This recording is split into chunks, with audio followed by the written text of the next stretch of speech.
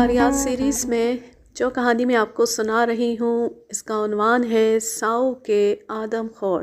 اس کے مصنف ہیں کرنل جان ہنری پیٹرسن اور یہ اس کا 7واں حصہ ہے۔ اس پارٹ میں جن ابواب کو شامل کر رہی ہوں ان میں آدم خور شیر بھی ہے، سانپ بھی ہے، مگرمچھ بھی، گینڈا بھی اور ہرن بھی۔ پہلے باب کا عنوان ہے ڈنگو ڈھلان میں بیتا ایک دن۔ ناشتے کے فوراً بعد ہم نے سامان باندھا اور کوچ کی تیاری شروع کی۔ ہمارے ساتھ اب واکمبا قبیلے کے کچھ لوگ بھی شامل ہو گئے، سو اب ہم ایک چھوٹے سے قافلے کی شکل میں ڈنگو کی اترائی یا ڈھلان کی طرف چل پڑے۔ یہ دل دہلا دینے والا لمبا اور پتلا پہاڑی ابھار دریائے سباکی کے شمالی کنارے کے متوازی 3 سے 4 میل تک پھیلا ہوا ہے۔ ابھی ہم بہت دور نہیں گئے تھے کہ میری نظر ایک عمدہ دریائی ہرن پر پڑی۔ فوراً اسے شکار کیا۔ سفر کے آغاز ہی میں یہ ایک اچھا شگون تھا۔ مبروکی نے جلدی جلدی اسے ذبح کیا اور اس کے گوشت کی بڑی بڑی بوٹیاں بنائیں اور ایک بانس پر پرو کر ساتھ لے لی۔ اب ہمارے دھوپ میں چلتے چلتے وہ گوشت بھی سوکھ جاتا اور آئندہ استعمال کے لیے محفوظ کیا جا سکتا۔ مبروکی ایک بسیار خور اور کمزور دل کا مالک تھا۔ اسے ڈرانے کے لیے میں نے کہا کہ جیسے وہ ہرن کے گوشت کو ایک جھنڈے میں پرو کر اٹھائے جا رہا ہے، اس گوشت کی خوشبو جلد ہی شیروں کو دعوت دے گی اور وہ اس گوشت کے لیے اسے مار ڈالیں گے۔ ہم لوگ مسلح تھے اور ایسا ہونا ناممکن تھا، لیکن مبروکی کا خون خشک کرنے کا یہ اچھا موقع تھا۔ اب ہم پہاڑی چڑھائی چڑھ رہے تھے کہ مجھے کسی جانور کی آواز آئی۔ میں نے نیچے کی طرف دیکھا تو کچھ دور ایک خوبصورت زرافہ نظر آیا۔ میں نے ابھی تک کسی زرافے کا شکار نہیں کیا تھا، سو میں نے کسی مناسب جگہ کی تلاش شروع کی تاکہ نشانہ باندھنے میں آسانی ہو۔ جب میں نشانہ باندھ رہا تھا تو دیکھا اس زرافے کے پیچھے اس کی مادہ تھی اور ایک بچہ بھی پاس گھاس میں لوٹ رہا تھا۔ وہ اٹکیلیوں میں مصروف تھے اور وقفے وقفے سے اپنی لمبی گردنوں کو ایک دوسرے سے چھوتے تھے، پھر کندھوں پر نرمی سے ایک دوسرے کو کاٹتے تھے۔ لگتا تھا کہ وہ خوش و خرم خاندان دریا سے واپس جنگل میں اپنے مسکن کی طرف جا رہا ہے۔ میں بہت دیر تک انہیں دیکھتا رہا اور ان کی محبت اور سرشاری دیکھ کر انہیں شکار کرنے کا ارادہ منسوخ کر دیا۔ اتنے خوبصورت اور بے ضرر جانور کو مارنا یقیناً زیادتی ہوتی۔ ہم مستقل مزاجی سے آگے بڑھتے رہے۔ میں اس چوٹی پر پہنچنے کے لیے بے چین تھا۔ مجھے یقین تھا کہ اس مقام پر پہنچنے والا میں پہلا سفید فام شخص ہوں گا۔ دریائے سباکی سے یہاں تک زمین آہستہ آہستہ اوپر اٹھتی ہوئی ایک پہاڑی سلسلے کا روپ دھار لیتی ہے اور یہ سارا علاقہ چھوٹی چھوٹی جھاڑیوں اور کانٹے دار پودوں سے اٹا ہوا ہے۔ لیکن خوش قسمتی سے ہمیں ایک راستہ مل گیا جو گینڈوں کے زیر استعمال تھا۔ وہاں کانٹے دار جھاڑیاں ان کے پیروں تلے روندی ہوئی تھیں اور ایک کافی کشادہ سڑک جیسا راستہ بن گیا تھا۔ اب ہم نے عمومی چٹان پر چڑھائی شروع کی۔ یہ بہت ہی غیر معیاری ستواں پہاڑی تھی اور اس پر سنبھل سنبھل کر ہاتھوں اور پیروں کے بل چڑھنا پڑ رہا تھا، لیکن راستے میں مجھے کچھ میل دور ایک نسبتاً زیادہ چوڑا شگاف جیسا راستہ دکھائی دیا۔ شاید اس پر چڑھنا زیادہ آسان ہوتا، لیکن اس وقت وہاں جا کر اس بات کی تحقیق کا وقت نہ تھا۔ میں نے وہ جگہ ذہن نشین کر لی تاکہ اگر دوبارہ کبھی اس راستے سے گزروں تو وہاں سے چڑھائی چڑھوں گا۔ 2 گھنٹے کی پرمشقت چڑھائی کے بعد ہانپتے ہوئے جب ہم چوٹی پر پہنچے تو دیکھا کہ وادی ساؤ ہمارے قدموں میں دور تک ایک نقشے کی طرح پھیلی ہوئی ہے۔ ہم اس وقت 500 فٹ کی بلندی پر کھڑے تھے۔ ہمارا کیمپ، ساؤ اسٹیشن، دیگر عمارتیں اور چمکتی سانپ کی طرح بل کھاتی ہوئی ریل کی پٹڑی ہماری آنکھوں کے سامنے تھی۔ کچھ تصاویر لینے کے بعد ہم ڈنگو ڈھلان سے نیچے اترنے لگے۔ یہاں پر جنگلی نباتات تقریباً ساؤ سے ملتی جلتی تھیں، لیکن واضح طور پر زیادہ سرسبز اور ہری بھری تھیں۔ تمام علاقے میں جا بجا پگڈنڈیاں تھیں جو جانوروں کی سالانہ نقل مکانی کا نشان تھی۔ میں وفد کی قیادت کر رہا تھا۔ میرے پیچھے ماہینہ تھا اور اس کے پیچھے مبروکی اپنا گوشت میں پرویا ہوا بانس لے کر چل رہا تھا اور اس کے پیچھے واکمبا قبیلے کے لوگ تھے۔ اچانک میرا پیر جھاڑیوں میں سوئے ہوئے ایک شیر کی دم پر جا پڑا۔ وہ ہڑبڑایا اور خوفناک انداز سے دھاڑا۔ سارا علاقہ تھرا اٹھا، پھر وہ فوراً بھاگ کر جھاڑیوں میں کہیں غائب ہو گیا۔ مبروکی پیچھے ہونے کی وجہ سے یہ نہ دیکھ سکا کہ شیر کیوں بھاگا۔ اسے لگا کہ شیر اس کے بانس زدہ گوشت کو حاصل کرنے آیا ہے۔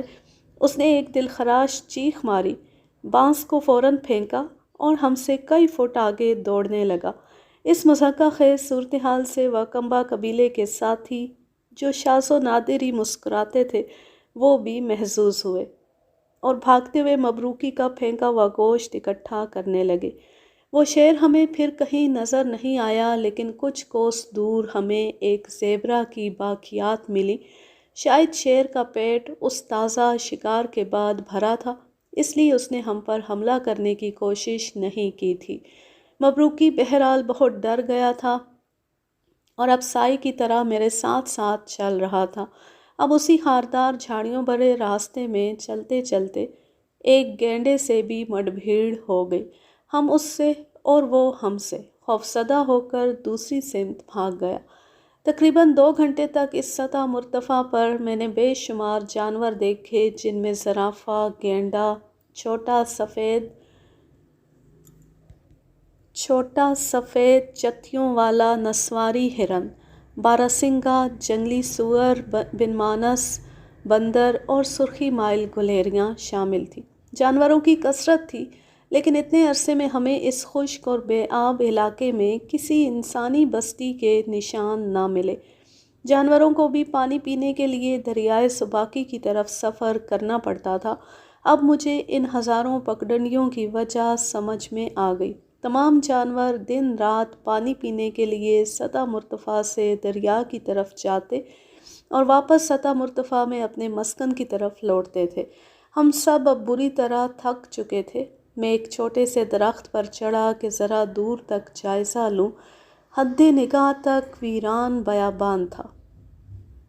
چپٹی کانٹے دار جھاڑیوں کے سوا کچھ اور نظر نہیں آ رہا تھا۔ اس بیابان میں اگر ہم کھو جاتے تو پیاس اور وحشی درندوں کے ہاتھوں موت یقینی تھی۔ یہاں سے ہمیں جلد از جلد نکلنا چاہیے تھا اور واپس دریائے سباکی کی طرف لوٹنے میں دیر کی کوئی گنجائش نہیں تھی، لیکن ہم گھومتے گھماتے جانوروں کے راستوں پر چلتے ہوئے یہاں تک پہنچے تھے، اس لیے واپسی کی سیدھی سمت کا تعین مشکل تھا۔ میں نے واکمبا ساتھیوں سے پوچھا تو انہوں نے لا علمی ظاہر کی۔ مبروکی سے پوچھا تو وہ یقین سے بولا کہ ہم کھو چکے ہیں، واپسی کی کوئی امید نہیں اور کچھ ہی گھنٹوں میں ہم شیر کی لپیٹ میں ہوں گے۔ اب مجھے ہی کچھ سوچنا تھا۔ میں نے سورج کی سمت کا تعین کرتے ہوئے سب کو اپنے پیچھے آنے کا حکم دیا۔ 2 گھنٹے تک سخت گرمی میں شرابور ہم چلتے رہے۔ کوئی راستہ اور پودا مانوس نہیں لگ رہا تھا۔ مبروکی بڑبڑا رہا تھا۔ ماہینہ کو بھی شک تھا کہ صاحب نے درست راستہ اختیار نہیں کیا۔ صرف واکمبا ساتھی چپ چاپ میرے پیچھے چل رہے تھے۔ ایک راستے پر ہمیں گینڈے کے پاؤں کے تازہ نشانات مخالف سمت میں ملے۔ مجھے گمان ہوا کہ اس راستے سے وہ پانی پی کر لوٹا ہوگا، تو میں نے اسی راستے پر چلنے کا فیصلہ کیا۔ بہت جلد ہم ایک ایسی جگہ پہنچ گئے جہاں سے صبح کو ہم نے ڈھلان سے اترنے کا سفر شروع کیا تھا۔ ہم نے اپنی اترائی کی جگہ، جو وہاں سے قریباً 2 میل دور ہوگی، پہچان لی۔ ایک بونے درختوں کے جھنڈ پر چادر پھیلا کر ہم نے عارضی سائے کا بندوبست کیا اور سستانے لگے۔ کچھ کھانا کھایا اور بچے ہوئے پانی کے آخری گھونٹ پیے۔ اب ہم تر و تازہ ہو کر ایک نئے ولولے کے ساتھ دریائے سباکی کی طرف روانہ ہوئے۔ راستے میں 2 چیتے، مرغ اور گلہری ماری تاکہ رات کے کھانے کا بندوبست ہو سکے۔ یہ چیتل ہوں گے لیکن یہاں پہ چیتے لکھا ہوا ہے۔ اور سورج ڈھلنے سے پہلے ہم واپس پہنچ گئے۔ دن بھر کی تھکن میں نے دریا کے ٹھنڈے پانی میں دیر تک ڈبکیاں لگا کر اتاری۔ اس وقت مجھے کیا معلوم تھا کہ میرا ایک ساتھی کل اسی جگہ ایک منحوس حادثے کا شکار ہوگا۔ نہا کر میں واپس آیا تو لذیذ کھانا میرا منتظر تھا۔ ماہینہ نے خشک پتوں سے میرا بستر بھی بنا دیا تھا۔ میں نے پیٹ بھر کر کھانا کھایا اور رائفل سینے پر رکھ کر بے سدھ ہو گیا۔ افریقہ کے جنگلی درندوں کا خوف بھی میری نیند میں حائل نہ ہوا اور لیٹتی میں گہری نیند میں چلا گیا۔ اگلی صبح مبروکی نے مجھے جگایا اور گرم گرم کافی اور کچھ بسکٹ پیش کیے۔ ہم فوراً اس کے بعد ساؤ واپسی کے لیے نکل کھڑے ہوئے۔ وہ جگہ جہاں سے ہم نے پچھلی شام دریائے سباکی عبور کیا تھا اس جگہ سے میلوں دور تھی، اور میں اتنا دور آج سے پہلے نہیں آیا تھا۔ میں نے مسائی قبیلے کا بنا ہوا راستہ اختیار کرنے کا سوچا جو یہاں سے سیدھا واپس دریائے ساؤ کی طرف جاتا تھا۔ اب راستہ سیدھا اور خطرے سے پاک تھا۔ میں نے اطمینان سے چلنا شروع کیا، لیکن کیا خبر تھی کہ ان بیابانوں میں ہر لمحہ کوئی نہ کوئی خطرہ سر پر منڈلاتا ہی رہتا ہے۔ چیخوں کی آواز سے میں واپس مڑا تو دیکھا کہ عین اسی جگہ جہاں کل میں نہا رہا تھا ایک مگرمچھ ہمارے ایک واکمبا ساتھی کو گھسیٹ کر پانی میں لے گیا۔ وہ بدقسمت آدمی اس وقت وہاں اپنی کلابہ میں پانی بھرنے گیا تھا کہ گھات میں بیٹھے مگرمچھ نے وار کر دیا۔ میں بھاگا اور جائے وقوعہ پر پہنچا، لیکن کہیں بھی اس وقت انسان اور مگرمچھ کا نشان نہ تھا۔ ماہینہ نے میرا دھیان ہٹانے کے لیے فلسفیانہ انداز میں مجھ سے کہا کہ وہ قبائلی ایک وحشی تھا، ایک طرح سے جانور ہی تھا، اس لیے اس کی موت کا میں زیادہ اثر نہ لوں۔ پھر اس نے میری توجہ واکمبا کے باقی ساتھیوں کی طرف دلائی جو بڑے اطمینان سے کچھ لمحے پہلے مگرمچھ کا لقمہ بننے والے اپنے ساتھی کے زہر آلود تیر کمان اور گوشت آپس میں بانٹ رہے تھے۔ ان کے چہرے غم سے عاری تھے۔ بعد میں پتہ چلا کہ مگرمچھوں کے شکار کے ایسے واقعات دریا کے کناروں پر بکثرت ہوتے ہیں۔ ایک واقعے کا تو میں بھی عینی شاہد ہوں کہ ایک برطانوی فوجی اپنی پانی کی بوتل دریا کنارے بھر رہا تھا کہ ایک مگرمچھ نے اس کا ہاتھ دبوچا اور اسے پانی میں کھینچنے لگا۔ اس کا نوکر پاس ہی تھا۔ اس نے زور زبردستی سے اسے مگرمچھ کے چنگل سے چھڑا لیا، لیکن اس فوجی کی 2 انگلیاں مگرمچھ کے منہ میں ہی رہ گئیں۔ دریائے سباکی کے کنارے چلتے چلتے ہمیں تقریباً 150 فٹ اونچی آبشار نظر آئی۔ دریا میں پانی کم تھا، اس لیے وہ آبشار چھوٹے جھرنوں میں بٹی ہوئی تھی۔ مجھے بتایا گیا کہ سیلاب کے دنوں میں اس آبشار سے گرنے والے منہ زور پانی کی آواز 7 میل دور ساؤ میں بھی سنائی دیتی ہے۔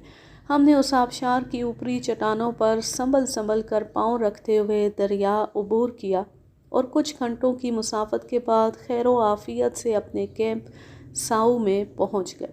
شکر ہے کہ کوئی اور حادثہ اس دن ہمارا منتظر نہ تھا۔ اگلے باب کا عنوان ہے آدم خور شیروں کی کچھار کی دریافت۔ ساؤ کے جنوب مغرب میں کچھ پتھریلی پہاڑیاں تھیں۔ میں موقع کی تلاش میں تھا کہ کچھ فرصت ملے تو ان پہاڑیوں کا تفصیلی جائزہ لوں۔ ایک دن ہمارا سامان ختم ہونے کے باعث رک گیا۔ اب کرنے کو کچھ تھا نہیں تو سب کو چھٹی دے دی گئی۔ میں نے ماہینہ اور ایک پنجابی کلی کو ساتھ لیا اور ان پہاڑیوں کی طرف چل دیا۔ وہ پنجابی کلی کافی ہٹا کٹا تھا، اس کا نام ہی لوگوں نے موٹا رکھ چھوڑا تھا۔ ساؤ کے آس پاس کے علاقوں میں گھومتے پھرتے مجھے احساس ہوا کہ اگر میں جانوروں کے بنائے ہوئے راستوں پر چلتا رہوں تو ہمیشہ قطب نما کی کسی بھی سمت میں راستہ ڈھونڈ سکتا ہوں۔ میں نے ان راستوں کو نقشوں میں بھی درج کرنا شروع کر دیا۔ مثال کے طور پر آج ہم گینڈوں کے بنائے ہوئے راستے پر چل رہے تھے اور بہت آسانی سے ہم ایک خشک نالے تک پہنچ گئے۔ گھنے درختوں کی چھن چھن کر آتی روشنی میں ریتلی زمین میں کہیں کہیں روشنی پھوٹ رہی تھی۔ مجھے لگا کہ شاید یہاں قیمتی پتھر ہوں گے۔ میں فوراً اپنی شکاری چھری سے یہاں وہاں زمین کو ریدنے لگا۔ چند ہی منٹ بعد اچانک میری چھری کسی چیز سے ٹکرائی۔ دیکھا تو وہ تقریباً آدھا انچ لمبا ایک چمکتا ہوا ہیرا تھا۔ میں نے اسے گیلی ریت میں سے نکال کر اپنی ہتھیلی پر رکھا۔ لگتا تھا کہ اسے کسی ماہر جوہری نے فرصت سے تراشا ہے۔ میں نے فوراً اس ہیرے کو جانچنے کے لیے اپنی گھڑی کے شیشے پر رگڑا۔ اس کی مضبوط رگڑ سے میرے نام کے ابتدائی کھدے ہوئے حروف مٹ گئے، لیکن ایسی مضبوطی تو سنگِ مردہ یا بلود میں بھی پائی جاتی۔ وہ بھی ہیرے کی طرح 6 رخی ہوتا ہے۔ ایک دو لمحوں کے لیے مجھے لگا کہ میرے ہاتھ ہیرے کی کان لگ گئی ہے، لیکن افسوس کہ یہ حسین خیال کچھ لمحوں کا مہمان تھا، اور زیادہ باریکی سے جانچنے پر میں اس نتیجے پر پہنچا کہ میری ہتھیلی پر رکھا وہ معدنی ٹکڑا ہیرا یا بلود نہ تھا، حالانکہ ایسی خوبصورت چیز میں نے پہلے کبھی نہیں دیکھی تھی۔ چشمِ زدن میں کروڑ پتی بننے کا خواب چکنا چور ہو گیا۔ آس پاس پھیلا گھنا جنگل بھی میری طرح ہیرے کی کان کا سپنا مٹی میں ملتا دیکھ کر اداس تھا۔ پھر مجھے تھوڑے سے فاصلے پر گھنی جھاڑیوں میں ایک گینڈا کھڑا نظر آیا۔ اس سے پہلے کہ میں نشانہ باندھتا اس نے مجھے دیکھ لیا اور فوراً فوں فاں کرتا ہوا جھاڑ جھنکاڑ میں جا کر غائب ہو گیا۔ اسی خشک نالے میں گھنے تاڑ کے درختوں کے نیچے چلتے چلتے مجھے ایک اور چھوٹا سا نالہ نظر آیا جو بائیں جانب تھا اور زمین پر پھیلی بیلوں کے نیچے سے ہوتا ہوا نسبتاً ایک کھلی جگہ کی طرف بہہ رہا تھا۔ اس جگہ درختوں اور بیلوں کے درمیان محراب نما راستہ بنا ہوا تھا جو دریائی گھوڑوں اور دوسرے جانوروں کے مستقل گزرنے سے وجود میں آیا ہوگا۔ میں نے اس راستے کو اختیار کرنے کا سوچا تاکہ دیکھوں آگے کیا ہے۔ ابھی ہم کچھ ہی دیر چلے ہوں گے کہ ایک خلیج سی نظر آئی جو پانی کی سطح سے اونچی تھی اور آس پاس کی نرم ریت پر بے شمار جانوروں کے پیروں کے غلط ملط نشان تھے۔ اس خلیج کے ایک سرے پر ایک گھنے لٹکتے ہوئے درخت کی شاخوں کی اوٹ میں مجھے ایک مہیب اندھیری غار نظر آئی۔ اس غار سے نکلتی ڈھلان اور داخلی دروازے پر بہت ساری انسانی ہڈیاں بکھری پڑی تھیں۔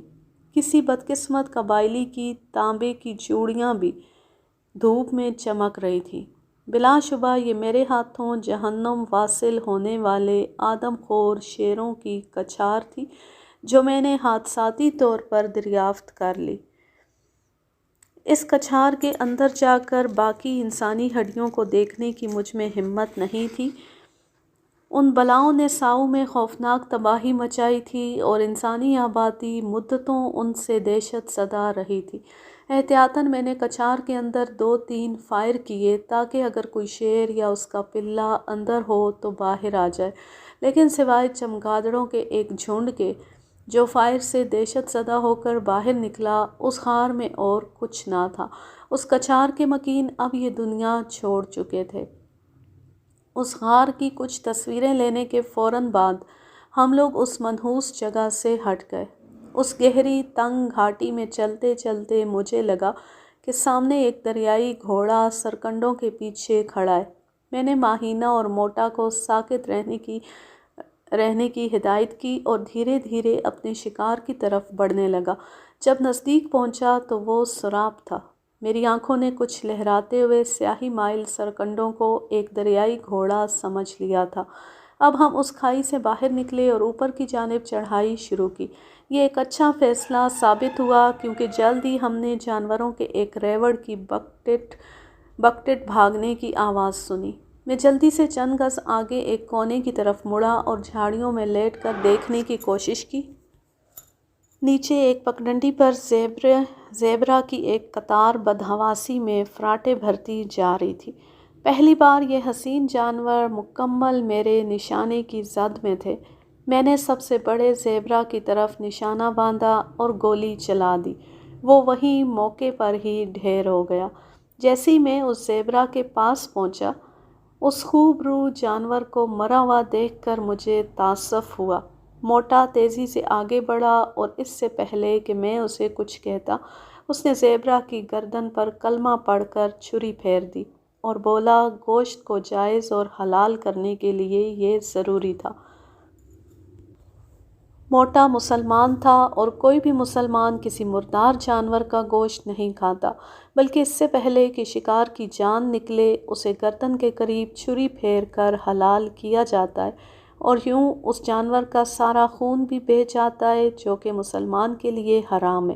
اس اسلامی طریقہ کار سے میں بہت بدمزہ ہوتا تھا، کیونکہ اس طرح چھری جانور کی گردن کے عین شروع میں پھیری جاتی تھی، جس سے سر اتنا چھوٹا کٹتا کہ اسے دیوار پر حنوط کروا کر لگانا بیکار ہوتا۔ سو شکار کیے ہوئے شاندار جانور ایک دیواری یادگار بننے سے رہ جاتے، جو کہ ایک شکاری کے لیے بہت اہم ہوتا ہے۔ جب تک زیبرا کی کھال اتاری گئی، شام کے سائے گہرے ہو گئے۔ میں نے ایک درخت چنا جس کی گھنی شاخوں میں بیٹھ کر عافیت سے رات گزاری جا سکتی تھی۔ اسی درخت کے نیچے ہم نے آگ کا الاؤ روشن کیا، چائے بنائی اور پھر راستے میں شکار کیے ہوئے 2 مزیدار بٹیر کھلی آگ پر بھون کر کھائے۔ اس کے بعد میں اور ماہینہ تو درخت پر چڑھ گئے اور موٹا بولا کہ اسے کسی چیز کا خوف نہیں، وہ یہیں آگ کے پاس زمین پر ہی سوئے گا۔ جلد ہی موٹا کی بہادری کا پول کھل گیا جب آدھی رات کے قریب ایک بڑا سا گینڈا ہمارے درخت کے پاس سے فوں فوں کرتا گزرا۔ موٹا انتہائی سرعت سے ایک بندر کی طرح درخت پر چڑھنے لگا۔ ہوتے ہوتے وہ ہم سے بھی اونچی شاخ پر جا بیٹھا۔ موٹے کی بدحواسی پر ماہینہ نے خوب اس کا مذاق اڑایا، اور یوں اس خاموش رات میں ہمیں کچھ کہکے لگانے کا موقع مل گیا۔ باقی رات سکون سے گزر گئی، اور صبح جب وہ دونوں لڑکے میرے لیے ناشتہ تیار کر رہے تھے، میں پتھریلی پہاڑیوں کی طرف ٹہلنے نکل گیا۔ یہ وہی پہاڑیاں تھیں جو ساؤ سے نظر آتی تھیں اور اب صرف آدھے میل کی دوری پر تھیں۔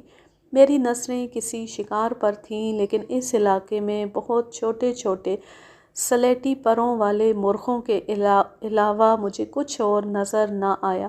میں واپس مڑا اور آدھے راستے میں مجھے ایک تیندوا ایک پتھر پر دھوپ سینکتا دکھائی دیا۔ میرے لیے وہ ایک غیر متوقع شکار تھا۔ جیسے ہی میں نے رائفل کی طرف ہاتھ بڑھایا، میری آواز سے تیندوا چوکنا ہو کر بھاگ گیا۔ تیندوا ایک بہت ہی چوکس جانور ہے، اور اسے ایسے دھوپ سینکتے ہوئے پکڑنا یا مارنا ناممکن ہے۔ میرے پاس مزید وقت نہ تھا کہ ان پہاڑیوں میں اور گھوم پھر کر جانور شکار کرتا۔ اس دن میرا ساؤ واپس پہنچنا لازم تھا تاکہ رکا ہوا کام پھر سے شروع ہو سکے۔ ہم نے زیبرا کی کھال کو احتیاط سے اپنے سامان میں باندھا اور الٹے قدموں واپسی کی راہ لی۔ اس دن گرمی بہت شدید تھی، اور جب ہم ہانپتے کانپتے واپس ساؤ میں اپنے کیمپ پہنچے تو ہماری جان میں جان آئی۔ میرے اسی طرح کے ایک 2 روزہ مختصر دورے ہمیشہ شمال کی طرف دریائے ایتھی اور دریائے سباکی کی جانب ہی ہوتے تھے۔ دریاؤں کی جانب جاتے یہ علاقے میرے دل پسند تھے۔ لمبی اور تھکا دینے والی پیدل مسافت کے بعد ان دریاؤں کے کناروں پر سرکنڈوں میں ساکت لیٹ کر چپ چاپ پانی پینے کے لیے آنے والے جانوروں کو دیکھنا جو میری موجودگی سے قطعاً بے خبر ہوتے، میرا محبوب مشغلہ تھا۔ میں نے ایسے بہت سے مناظر کی تصویریں بھی لیں، لیکن بدقسمتی سے فلم کی وہ ریل خراب ہو گئی۔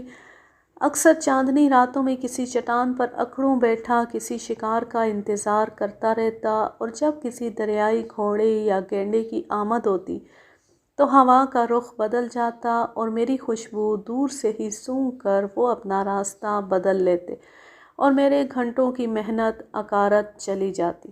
بعض اوقات میں اس رت جگہ اور پہرے داری سے تھک کر دریا کے کنارے نرم گرم ریت پر جا کر سو جاتا، مگر مچھوں کی جبڑے کھولنے اور بند کرنے کی آوازیں بھی مجھے پریشان نہ کرتی۔ لیکن یہ سب حرکتیں میں تب کرتا جب نیا نیا افریقہ آیا تھا۔ اس وقت مجھے خطرات کا اندازہ ہی نہ تھا۔ جب سے مگرمچھ میرے ایک بدقسمت و کمبا ساتھی کو دبوچ کر لے گیا، تب سے میں مگرمچھوں سے خائف اور محتاط ہو گیا تھا۔ ساؤ سے دریائے ایتھی تک پہنچنے کا سب سے چھوٹا راستہ شمال مغربی جنگل سے ہو کر گزرتا تھا۔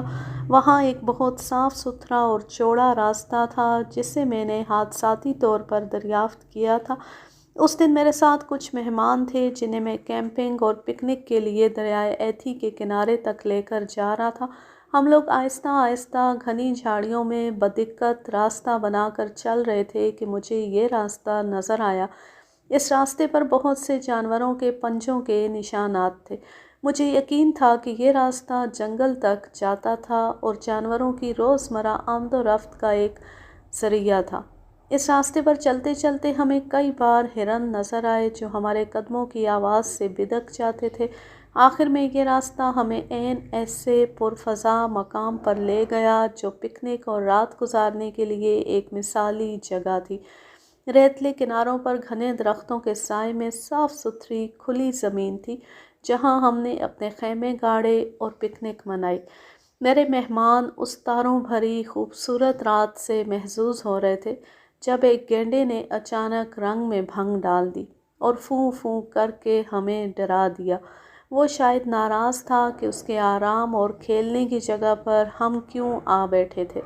صبح ہوتی میرے مہمان خیموں سے نکل کر اپنی قسمت آزمائی کرنے نکل کھڑے ہوئے۔ میں کیمپ میں ہی رہا تاکہ ناشتے کے لوازمات اور انتظام کی نگرانی کر سکوں۔ تاہم 1-2 گھنٹوں کے بعد وہ خالی ہاتھ اور بھوکے پیٹ واپس آ گئے۔ پیٹ بھر کر ناشتہ کرنے کے بعد میں نے قسمت آزمائی کے لیے دریا کے دائیں کنارے کا انتخاب کیا۔ مجھے امید تھی کہ میں خالی ہاتھ نہیں لوٹوں گا۔ تھوڑی دور چلنے کے بعد مجھے لگا کہ شاید میرے سامنے سرکنڈوں میں کوئی حرکت ہوئی ہے۔ میں اپنی جگہ پر ساکت ہو گیا۔ تھوڑی دیر بعد مجھے ایک دھاری دھار ہرن نظر آیا جو بہت شاہانہ انداز سے پانی پی کر واپس جا رہا تھا۔ وہ مجھ سے کوئی 50 گز کے فاصلے پر تھا۔ میں نے کندھے سے رائفل اتار کر نشانہ باندھا۔ اسی لمحے اس ہرن کی آنکھیں میری آنکھوں سے چار ہوئیں۔ میں نے ٹریگر دبایا اور فائر کی آواز کے ساتھ ہی وہ ہرن میری نگاہوں سے اوجھل ہو گیا۔ میں نے رائفل میں دوبارہ کارتوس بھرے اور اس ہرن کا تعاقب شروع کر دیا۔ میری حیرت کی انتہا نہ رہی جب میں نے دیکھا کہ مجھ سے 50 گز دور وہ ہرن زمین پر چاروں شانے چت پڑا تھا۔ میری گولی سیدھی اس کے دل میں لگی تھی اور اس طرح وہ بنا تڑپے فوراً مر گیا تھا۔ میں نے بنا کوئی وقت ضائع کیے 2 کلیوں کو بلایا اور انہوں نے ایک مضبوط ٹہنی پر اس ہرن کو باندھا اور میرے پیچھے پیچھے دریا کنارے ہمارے خیموں تک آئے۔ میرے مہمان میری خوش قسمتی پر حیران تھے کہ میں نے مختصر سی مدت میں اتنا شاندار ہرن شکار کر لیا جبکہ وہ 2 گھنٹے خاک چھانتے رہے۔ ہرن کی کھال احتیاط سے اتارنے کے بعد اس کا گوشت آگ پر بھونا گیا اور اس طرح جنگل میں منگل منانے کے بعد ہم نے شام سے پہلے واپس ساؤ کیمپ کی راہ لی۔ کچھ دنوں بعد انہی مہمانوں میں سے میرے ایک دوست مٹرسی راوسن مجھ سے ملنے ساؤ آئے۔ ہم رات کے اندھیرے میں اپنی جھونپڑی کے باہر بیٹھے تھے۔ میں نے اپنے ہندوستانی چوکیدار کو اپنے خیمے سے کوئی چیز لانے بھیجا۔ وہ اندھیرے ہی میں چل پڑا۔ میں نے اسے واپس بلا کر لالٹین دی اور کہا کہ روشنی میں جائے کہ کہیں اندھیرے میں کوئی سانپ ہی اسے نہ ڈس لے۔ خیمہ کوئی 12 گز دور ہوگا۔ دروازے پر جاتی اس نے ایک دلخراش چیخ بلند کی اور کہا، "یہاں بہت بڑا سانپ ہے صاحب۔" "کہاں؟" میں جواباً چلایا۔ "یہاں بستر کے پاس۔" "صاحب جلدی بندوق لے کر آئیے۔" میں نے جلدی سے شاٹ گن اٹھائی جو میں ہر وقت ساتھ رکھتا تھا اور خیمے کی طرف بھاگا۔ لالٹین کی روشنی میں دیکھا تو ایک بہت بڑا سرخ رنگ کا سانپ میرے بستر پر چڑھ رہا تھا۔ وہ تقریباً 7 فٹ لمبا ہوگا۔ میں نے گولی چلائی اور وہ 2 حصوں میں کٹ گیا۔ دم تو وہیں رہ گئی لیکن سر والا حصہ تیزی سے خیمے کے اندھیرے میں کہیں غائب ہو گیا۔ تاہم خون کی لکیر سے ہم اس کا پیچھا کرنے میں کامیاب ہو گئے اور اسے خیمے کی چادر کے نیچے چھپا ہوا پایا۔ وہ ابھی بھی اپنے دفاع کے لیے تیار تھا اور پھن پھنا کر کھڑا ہو گیا اور ایک پاس کھڑے آدمی پر وار کیا جو ڈر کر وہاں سے بھاگ گیا۔ راوسن نے سر کے پیچھے سے سانپ کو پکڑ لیا اور روشنی میں لے آیا۔ پھر اس نے ایک ٹہنی سانپ کے جبڑوں میں ڈالی اور اس کے سر پر اپنا پاؤں رکھ کر اس کا منہ زبردستی کھولا۔ اس میں سے زہر کی ایک پھوار کے ساتھ زہر کی ایک پھوار نکلی جو پاس کھڑے ایک ہندوستانی بابو کے کپڑوں پر پڑی۔ اس بابو نے ہذیانی انداز میں تمام کپڑے تن سے جدا کر دیے۔ ہم اس حرکت پر بہت محظوظ ہوئے۔ اگرچہ زہر کافی مہلک تھا لیکن ہم جانتے تھے کہ وہ تب تک کام نہیں کر سکتا جب تک جسم کے اندر سانپ کے کاٹنے یا کسی اور زخم کے راستے داخل نہ ہو جائے۔ مجھے اس سانپ کا نام کبھی معلوم نہیں ہو سکا۔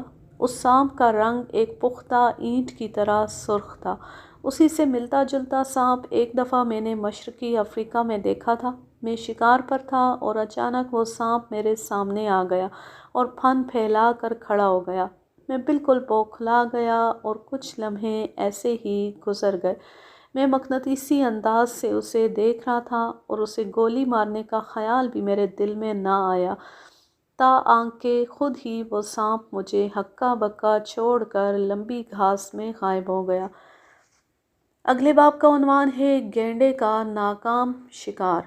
اگرچہ ساؤ کے ارد گرد پھیلا جنگل گھنا جنگل گینڈوں کی آماج گاہ بھی تھی لیکن ابھی تک میں کسی گینڈے کو شکار نہیں کر پایا تھا۔ ایک دن میں ساؤ کیمپ سے کوئی 6 یا 7 میل دور تک جنگل میں نکل گیا۔ جنگل اس قدر گھنا تھا کہ سیدھا چلنا محال تھا اور میں درختوں کی گھنی شاخوں سے بچ بچ کر زمین پر کسی چوپائی کی طرح چل رہا تھا، بہت سست روی اور دقت سے آگے بڑھ رہا تھا۔ اچانک مجھے ایک کشادہ راستہ نظر آ گیا۔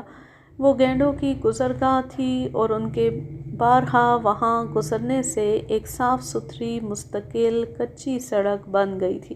میری خوشی کا کوئی ٹھکانہ نہ تھا۔ اب میں اس راستے پر سیدھا کھڑا ہو کر چل سکتا تھا۔ اس راستے پر گینڈوں کے پیروں کے تازہ تازہ نشان تھے۔ میں نے ان کے تعاقب کا فیصلہ کیا۔ اس کچے راستے پر بھاری جانوروں کے کھروں سے مٹی دب دب کر سفید صفوف جیسی ہو گئی تھی اور ہر طرف غبار سا تھا۔ مجھے یقین تھا کہ اس علاقے میں گینڈے بکثرت ہیں اور مجھے قدم قدم پر وہ دکھائی دیں گے۔ کچھ مسافت طے کرنے کے بعد مجھے ایک گینڈا ایک درخت کے نیچے لیٹا نظر آیا۔ میں محتاط انداز میں آگے بڑھا، نشانہ باندھا تو غور سے دیکھنے پر انکشاف ہوا کہ وہ گینڈا نہیں بلکہ تازہ کھودی ہوئی بھوری مٹی کا تودا تھا جو کسی جانور نے ابھی ابھی کھودی تھی۔ گھنے درخت کی چھاؤں میں وہ جگہ ایسی لگ رہی تھی کہ یہاں بہت سے جانور سستانے کو رکتے ہوں گے۔ میں نے اسی درخت کی شاخوں پر رات بسر کرنے کا ارادہ کر لیا۔ اگلی سپہر میں ماہینہ کو ساتھ لے کر واپس آیا اور شام ہوتی میں اور ماہینہ اسی درخت کی گھنی شاخوں میں چھپ کر بیٹھ گئے۔ 1 گھنٹے میں ہی کسی گینڈے کی ہماری سمت آنے کی دھم دھم آواز سنائی دی۔ چاند ابھی طلوع نہیں ہوا تھا اور اس ملگجے سے اندھیرے میں وہ گینڈا ٹھیک سے نظر نہیں آ رہا تھا، لیکن اگر وہ بالکل ہمارے درخت کے پاس آ جاتا تو یقیناً میں اسے دیکھ سکتا تھا۔ اسی امید پر میں نے رائفل سیدھی کر لی اور اس کے دھم دھم قدموں کی آواز پر کان لگا دیے۔ وہ اب کافی قریب آ چکا تھا کہ شومیِ قسمت ہوا کا رخ بدل گیا اور وہ ظالم ہماری بو سونگھتا راستہ بدل گیا۔ کافی دور تک ہمیں اس کے بدحواسی میں اپنے راستے میں آئے پودوں کو اندھا دھند روندنے کی آوازیں آتی رہیں۔ بہت فاصلے پر جا کر ہی اس کی آواز آنی بند ہوئی۔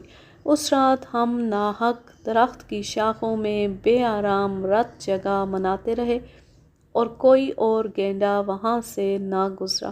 میں نے گینڈے کے شکار کی اگلی کوشش کچھ مہینوں بعد دریائے سباکی کے کنارے کی۔ میں اور ماہینہ ساؤ سے یہاں پہنچے اور دریا کنارے چند گینڈوں کے پیروں کے نشانات دیکھے۔ ایک موزوں سے درخت پر رات گزارنے کا ارادہ کیا۔ ماہینہ نے زمین سے کوئی 8-10 فٹ اوپر درخت کی ایک دوشاخہ حصے کو چنا جہاں وہ آرام سے اونگ سکتا تھا۔ یہ ایک چاندنی میں نہائی ہوئی خوبصورت اور پراسرار رات تھی۔ لگتا تھا کہ ہمارے سامنے مصوری کا کوئی شاہکار ہے اور ہماری آنکھیں حقیقی منظر کے بجائے کوئی تصویر دیکھ رہی ہیں۔ میں ایسی شاخ میں بیٹھا تھا جہاں سے دریا کا کنارہ صاف نظر آ رہا تھا۔ پہلے ایک ہرن پانی پینے آیا، پھر ایک چھوٹا سا بلی نما جانور جسے سواحلی میں باغ کہتے ہیں آیا۔ انتہائی ہوشیاری سے وہ ایک ایک قدم اٹھاتا ہوا اور چاروں طرف دیکھتا ہوا آگے بڑھ رہا تھا تاکہ رات کے اس وقت کسی دشمن کا شکار نہ بن جائے۔ ہرن ابھی پانی پی رہا تھا کہ میری نظر ایک گیدڑ پر پڑی جو نہ جانے کب سے اس ہرن کا پیچھا کر رہا تھا اور اب بالکل اس کے سر پر آن کھڑا ہوا تھا۔ مجھے توقع تھی کہ وہ ہرن پر فوراً جھپٹ پڑے گا، لیکن وہ ٹھٹکا اور پھر دوسری سمت بھاگ گیا۔ میں نے اس کے بھاگ جانے کی وجہ دریافت کرنے کے لیے ادھر ادھر دیکھا تو ایک تیندوے پر نظر پڑی۔ وہ خراما خراما ہمارے درخت کی طرف آ رہا تھا۔ میں نے اس کی نگاہ کی سمت میں وہ بدنصیب جانور دیکھنا چاہا جس کا وہ پیچھا کر رہا تھا، لیکن اس تیندوے کی نگاہیں تو اونگتے ہوئے ماہینہ پر جمی تھیں۔ اگر میں اسے بروقت نہ دیکھ لیتا تو اب تک وہ ماہینہ پر چھلانگ لگا چکا ہوتا۔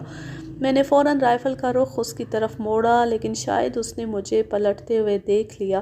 میری رائفل کی نال بھی اس چاندنی رات میں خوب چمک رہی تھی۔ اس سے پہلے کہ میں ٹریگر دباتا وہ مکار تیندوا فوراً جھاڑیوں کی اوٹ میں غائب ہو گیا۔ میں نے موقع غنیمت جانتے ہوئے فوراً ماہینہ کو جگایا اور اپنے پاس زیادہ اونچائی والی شاخ پر بٹھا دیا۔ کافی دیر تک ہم ایسے ہی چپ چاپ بیٹھے رہے، پھر ہمارا مطلوبہ ہدف ایک گینڈا اچانک ہمارے درخت کے نیچے اگی ہوئی لمبی افریقن گھاس میں داخل ہوا۔ وہ پانی سے باہر آ رہا تھا، پھر وہ عین میرے نشانے کی زد میں آ کر کھڑا ہو گیا۔ میں نے اس کے کندھے پر گولی چلائی، وہ لٹو کی طرح گھوما۔ میں نے ایک اور گولی چلائی، لیکن میرا نشانہ خطا گیا۔ اس سے پہلے کہ میں خفت میں کوئی اور فائر کرتا وہ واپس جنگل کی طرف بھاگا اور پھر پانی میں کود گیا، اور کچھ دیر تک اس کے پانی میں لوٹنے اور کراہنے کی آوازیں آتی رہیں۔ میں نے یہ سوچ کر خود کو تسلی دی کہ اس زخمی حالت میں وہ زیادہ دور تک نہیں جا سکتا اور صبح ہوتی ہی میں اس کا کام تمام کر دوں گا۔ ماہینہ بہت خوش اور پرجوش تھا کہ آخر ایسے بڑے جانور کو میں نے تقریباً شکار کر ہی لیا تھا۔ اب خاموش رہنے کا کوئی جواز نہ تھا۔ باقی رات ماہینہ کے عجیب و غریب قصے سن سن کر کاٹی۔ صبح پو پھٹتی ہم درخت سے نیچے اترے اور خون کے دھبوں کا تعاقب شروع کیا۔ تقریباً 2 میل تک مستقل ایک خونی لکیر نے ہماری رہنمائی کی، پھر پتھریلی زمین شروع ہو گئی اور خون کی لکیر مدھم ہوتے ہوتے غائب ہو گئی۔ ہمارا شکار یہاں سے کس سمت کو مڑا ہوگا اس کا کوئی سراغ نہیں مل رہا تھا۔ میں اس صورتحال میں بہت رنجیدہ تھا۔ ایک زخمی جانور جنگل میں تھا، نہ اس کے ٹھیک ہونے کا کوئی امکان تھا اور نہ ہی زندہ بچنے کا۔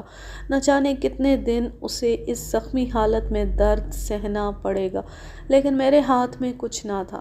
بھوک، پیاس، تھکن اور اوپر سے اس ذہنی کوفت کے ساتھ ہم نے واپس اپنے ساؤ کیمپ کا رخ کیا۔ گینڈے عجیب جانور ہیں، پل میں تولا پل میں ماشا۔ آج آرام سے ایک انسان کو نظر انداز کر کے اپنی راہ پر چلتے رہیں گے اور کبھی اچانک بغیر کسی وجہ کے حملہ کر دیں گے۔ مجھے ایک عہدیدار نے جو مدت سے افریقہ میں تعینات تھا ایک سچا واقعہ سنایا۔ 20 غلاموں کا گروہ جن کی گردن سے گردن زنجیر سے بندھی تھی، انہیں ایک تنگ راستے سے غیر قانونی تجارت کے لیے لے جایا جا رہا تھا کہ اچانک کہیں سے ایک گینڈا نمودار ہوا اور ایک غلام کو پیٹ کے بل اپنے سینگوں میں پرو لیا، اور اس غیر متوقع زوردار جھٹکے سے باقی زنجیر سے بندھے غلاموں کی گردنوں کے منکے بھی ٹوٹ گئے اور یوں وہ 20 کے 20 غلام موقع پر ہی ختم ہو گئے۔ ان عظیم الجثہ جانوروں کی قوت شامہ غیر معمولی ہوتی ہے اور بینائی اتنی ہی ناقص۔ اگر باد مخالف کے باعث یہ آپ کی بو سونگھ نہ سکے تو دیکھے بغیر پاس سے گزر جائیں گے، بھلے آپ ان سے چھیڑ چھاڑ بھی کر لیں۔ لیکن یہ سنی سنائی بات ہے، مجھے آج تک کوئی ایسا شخص نہیں ملا جس نے یہ بات عملی تجربے سے ثابت کی ہو۔ اس کے برعکس میں 1-2 ایسے آدمیوں سے ملا ہوں جنہیں گینڈے نے اپنے سینگوں پر اچھالا تھا۔ اگر اس تکلیف دہ صورتحال سے موت واقع نہ ہو تو عمر بھر کی معذوری یقینی ہے۔ یوگینڈا ریلوے کے chief accountant mister B Eastwood نے مجھے ایک بار اپنے ساتھ رونما ہونے والا واقعہ پوری جزیات کے ساتھ سنایا۔ وہ اس وقت ملازمت سے چھٹی لے کر نکورو ریلوے اسٹیشن کے شمال میں 80 میل کے فاصلے پر بارینگو جھیل کے کنارے گینڈے کی شکار کی مہم پر تھے۔ انہوں نے ایک گینڈے کو کامیابی سے نشانہ بنایا اور وہ ڈھیر ہو گیا۔ جب مسٹر ایسٹ ووڈ لاش کے قریب گئے تو وہ زخمی گینڈا اٹھ کھڑا ہوا اور سینگوں پر انہیں 1-2 بار اچھال کر دور پھینک دیا۔ وہ جھاڑیوں میں کئی گھنٹے بے ہوش پڑے رہے۔ وہ اس وقت تنہا تھے۔ کئی گھنٹوں بعد ان کے کلی ان کو ڈھونڈتے ہوئے پہنچے۔ مسٹر ایسٹ ووڈ جہاں گرے تھے ان کے عین اوپر گدھ منڈلا رہے تھے اور اس انتظار میں تھے کہ کب ان کی جان نکلے اور وہ دعوت اڑائے۔ ان گدھوں کو دیکھتے ہوئے کلی وہاں تک پہنچے اور مسٹر ایسٹ ووڈ کو اٹھایا۔ ان کی 4 پسلیاں اور دایاں بازو ٹوٹا ہوا تھا۔ اس تکلیف دہ حالت میں وہ 8 دن تک ڈاکٹر کے آنے کا انتظار کرتے رہے، لیکن ایک بار علاج معالجہ شروع ہوا تو وہ معجزاتی طور پر بچ گئے، لیکن اس بھیانک حادثے کے باعث انہیں اپنے دائیں بازو سے محروم ہونا پڑا جو ڈاکٹروں کو ان کی جان بچانے کے لیے کاٹنا پڑا تھا۔ اگلے باب کا عنوان ہے ایک بیوہ کی بپتا۔ ساؤتھ اسٹیشن ابھی زیر تکمیل ہی تھا کہ مجھے 11 مارچ سن 1899 کو ایک معائنے کے سلسلے میں وائی علاقے میں جانا پڑا۔ یہ جگہ جیسا کہ میں پہلے بتا چکا ہوں ساؤتھ سے قریباً 30 میل دور ممباسا کی سمت میں واقع ہے۔ ایک وقت تھا کہ یہ دلدلی جگہ حشرات الارض، متعدی بخار اور پینے کے صاف پانی کی عدم دستیابی کے باعث بیماریوں اور مسائل کا گڑھ تھی، لیکن اب نکاسی آب اور آس پاس کے جنگل کو کاٹ کر صاف خشک علاقہ آبادی کو مہیا کرنے کے باعث یہ علاقہ بیماریوں سے نجات پا چکا ہے۔ ڈاکٹر روز اس علاقے کے طبی نگران تھے۔ میں کام ختم کر کے رات بھر کے لیے ان کے ہاں ٹھہر گیا۔ یہ ایک قدیم سماجی رواج تھا کہ آتے جاتے دوستوں اور رشتہ داروں کو اپنے گھروں میں ٹھہرایا جاتا تھا، سو میں بھی اس رواج کے تحت ڈاکٹر روز کا مہمان بن گیا۔ ہم ساری شام مختلف موضوعات پر تبادلہ خیال کرتے رہے اور آس پاس کے علاقوں کے متعلق جو بھی معلومات ہمارے پاس تھیں وہ ایک دوسرے کے گوش گزار کرتے رہے۔ ایک خبر یہ بھی تھی کہ نئی زیر تعمیر سڑک کے چیف انجینئر مسٹر اوہارا اپنے بیوی بچوں کے ساتھ یہاں سے تقریباً 12 میل دور واتیتا کے علاقے میں آ کر ٹھہرے ہیں۔ زیر تعمیر نئی سڑک وائی کو واتیتا کے علاقے سے ملانے کے لیے بنائی جا رہی تھی۔ یہ علاقہ پہاڑ کلی منجارو کے دامن میں واقع تھا اور اس نئی سڑک سے وہاں تک رسائی زیادہ سہل ہونے کے امکانات تھے۔ اگلی صبح میں اپنے معمول کے مطابق اپنی شاٹ گن کندھے سے لگائے صبح کی چہل قدمی کے لیے نکل کھڑا ہوا۔ ابھی میں ڈاکٹر روز کے خیمے سے بہت زیادہ دور نہیں تھا کہ 4 سواحلی آدمی 2 ڈنڈوں کی ڈولی پر کسی آدمی کو بٹھائے ہوئے آ رہے تھے۔ مجھے لگا کہ شاید کوئی حادثہ ہو گیا ہے اور ان کی مدد کے خیال سے میں نے بآواز بلند پوچھا کہ وہ کس کو لے کر جا رہے ہیں۔ جواب ملا بوانا۔ سواحلی میں اس کا مطلب ہے آقا۔ میں نے پوچھا کون بوانا؟ تو جواب ملا بوانا اوہارا۔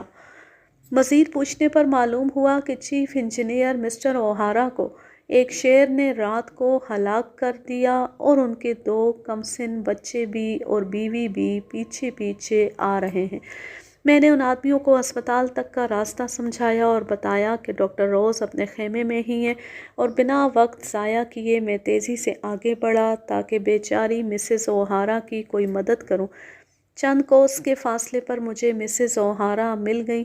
ایک شیرخوار بچہ گود میں تھا اور دوسرا چھوٹا سا بچہ اپنی ماں کی اسکرٹ پکڑ کر تھکن کے مارے لڑکھڑا رہا تھا۔ میں نے جلدی سے بچوں کو گود میں اٹھایا اور انہیں لے کر ڈاکٹر کے خیمے کی طرف چلا۔ تھکن اور دہشت سے مسز اوہارا پر سکتہ طاری تھا۔ وہ لڑکھڑاتی ہوئی میرے پیچھے چل رہی تھی۔ گرتے پڑتے ہم ڈاکٹر روز کے خیمے تک پہنچے۔ ڈاکٹر روز نے فوراً ماں اور بچوں کی طبی جانچ کی، مسز اوہارا کو نیند کی دوائی پلائی اور پاس کے ایک خیمے میں لٹا دیا۔ شام تک وہ نیم بے ہوش تھی۔ جب آنکھ کھلی تو سکتہ ٹوٹ چکا تھا اور اب وہ بات چیت کے قابل تھی۔ اب یہ واقعہ اسی کی زبانی سنیے۔ ہم سب لوگ کل رات کو اپنے خیمے میں سو رہے تھے۔ میں اور میرے شوہر ایک بستر پر اور دونوں بچے ساتھ والے بستر پر لیٹے تھے۔ چھوٹا بچہ بخار میں پھنک رہا تھا۔ اور بے چین تھا۔ میں اسے کچھ پلانے اٹھی تو مجھے لگا کہ جیسے ہمارے خیمے کے ارد گرد کوئی شیر نما جانور ہے۔ میں نے فوراً اپنے شوہر کو جگایا۔ وہ فوراً رائفل لے کر باہر نکلا اور چاروں طرف چکر لگایا۔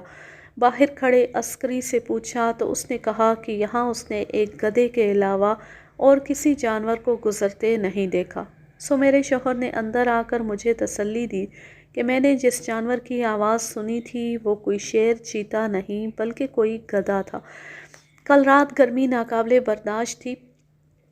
میرے شوہر نے خیمے کا دروازہ کھول دیا تاکہ کچھ تازہ ہوا کا گزر ہو سکے اور ہم پھر سو گئے۔ میں گہری نیند میں تھی کہ مجھے لگا کسی نے میرے سر کے نیچے سے تکیہ کھینچا ہو۔ میں جھٹکے سے اٹھی تو میرا شوہر غائب تھا۔ میں نے اسے آوازیں دیں اور خیمے کے باہر جھانکا تو دیکھا کہ میرا شوہر بے حس و حرکت کچھ خالی ڈبوں کے درمیان پڑا تھا۔ میں نے اسے اٹھانا چاہا لیکن وہ ٹس سے مس نہ ہوا۔ جب میں نے عسکری کو مدد کے لیے بلایا تو اس نے کہا کہ میرے سر پر شیر کھڑا ہے، میں کیسے آگے آؤں؟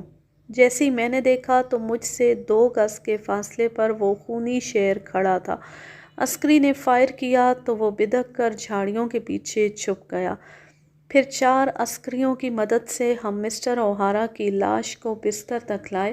اس دوران شیر واپس خیمے کے دروازے پر آ کھڑا ہوا۔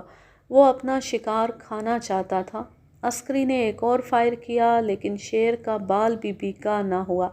ساری رات وہ خیمے کے آس پاس چکر لگاتا رہا اور عسکری خیمے کے اندر سے فائر کر کے اسے ڈراتے رہے۔ صبح کی روشنی کے ساتھ ہی وہ غائب ہو گیا اور پھر عسکریوں کی مدد سے میں نے اپنے شوہر کی لاش اٹھائی اور اپنے بچوں کے ساتھ 12 میل پیدل چل کر یہاں پہنچی اور آپ سے مدد مانگی۔ یہ تھی مسز اوہارا کی رونگٹے کھڑے کر دینے والی کہانی۔ ہم صرف اسے یہی تسلی دے سکتے تھے کہ اس کے شوہر کو مرتے ہوئے زیادہ تکلیف نہیں ہوئی ہوگی۔ ڈاکٹر روز کی پوسٹ مارٹم رپورٹ سے یہ بات واضح ہوئی کہ شیر کے حملے کے وقت مسٹر اوہارا منہ کے بل سو رہے تھے۔ شیر نے ان کا سر اپنے جبڑوں میں ایسے مضبوطی سے جکڑا کہ دونوں کنپٹیوں کے پار اس کے دانت دماغ تک پہنچ گئے اور مسٹر اوہارا کی موت فوری طور پر واقع ہو گئی۔ جب شیر نے انہیں خیمے سے باہر گھسیٹا تو وہ بے جان تھے۔ اسی دن شام کو ایک پرسکون سے گوشے میں مسٹر اوہارا کی قبر تیار کی گئی۔ ڈاکٹر روز نے جنازہ پڑھایا اور میں نے تابوت قبر میں اتارنے میں مدد کی۔ یہ بہت کربناک منظر تھا۔ جوان سال بیوہ رو رہی تھی اور ناسمجھ بچے ماں کو روتا دیکھ کر ہراساں تھے۔ تدفین کے وقت شام کے سائے گہرے ہو رہے تھے اور کچھ مقامی قبائلی بھی ہمارے ساتھ سوگوار کھڑے تھے۔ انسانی زندگی کے ایسے دردناک انجام پر ہر شخص اشک بار تھا۔ چند ہفتوں کے بعد ہی یہ خوشخبری ملی کہ مسٹر اوہارا کا قاتل خونی شیر ایک واتیتا قبائلی کے زہر آلود تیر کا نشانہ بن کر جہنم واصل ہو گیا اور اسے مزید جانوں سے کھیلنے کا موقع نہ مل سکا۔ آج کے لیے بس اتنا ہی۔ اب میں لیتی ہوں آپ سے اجازت۔ جہاں رہیں خوش رہیں، شاد و آباد رہیں، ہنستے مسکراتے رہیں، اور اگر یہ کہانی یا میرا انداز پسند آئے تو اس چینل کو سبسکرائب ضرور کر لیں اور بیل آئیکن کو ضرور پریس کریں تاکہ آنے والی ہر نیو ویڈیو کی نوٹیفیکیشن آپ کو بر وقت ملتی رہے۔ ویڈیو کو لائک کیجئے، زیادہ سے زیادہ شیئر کیجئے اور اچھا سا کمنٹ کیجئے۔ اللہ حافظ، اللہ نگہبان۔